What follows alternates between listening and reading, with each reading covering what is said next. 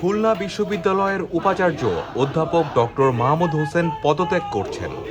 এমন খবর ছড়িয়ে পড়ায় উপাচার্য যাতে পদত্যাগ না করেন সেই দাবিতে বিক্ষোভ করেছেন শিক্ষার্থীরা।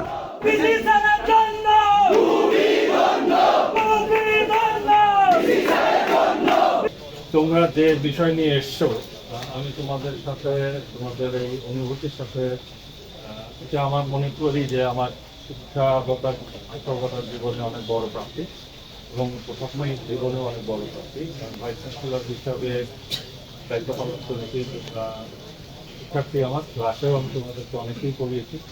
একজন শিক্ষকের একটা বড় কিছু প্রাপ্তি না, যার জন্য শিক্ষার্থীরা এখানে বড় হয়েছে। এটা আমার জীবনের অনেক প্রাপ্তির মধ্যে আমি মনে করবো যে এটা অনেক বড় প্রাপ্তি। আমাকে আর একটু থাকার সময় দাও।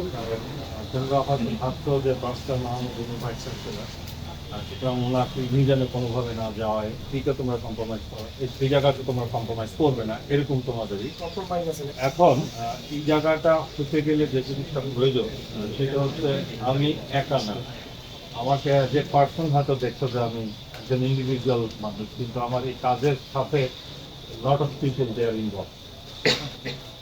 আমার এই যে টিম নিয়ে কাজ করেছি, কিভাবে কাজ করেছি, সবাই তো এক ধরনের না, ভালো মন্দ সবখানে থাকে, কেউ এফিসিয়েন্ট অনেক, কেউ একটু লেস এফিসিয়েন্ট।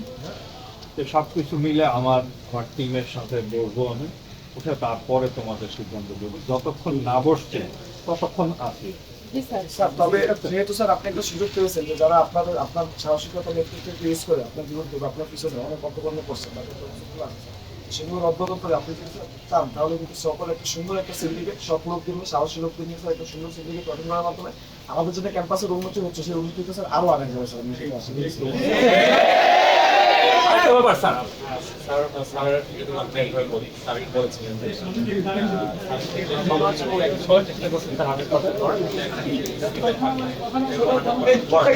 তারপর স্যার এখন যেহেতু শিক্ষার্থীরা আপনার আমরা মনে প্রাণে বিশ্বাস করি আমরা সবাই আপনার সাথে আছি এবং এই দেশ গঠন স্যার আপনার যে চাওয়া, আপনার যে বাধা যতটুকুই হোক সীমাবদ্ধতা সেটা স্যার আমরা দেখবো। আপনি আপনার মতো করে সাজান এবং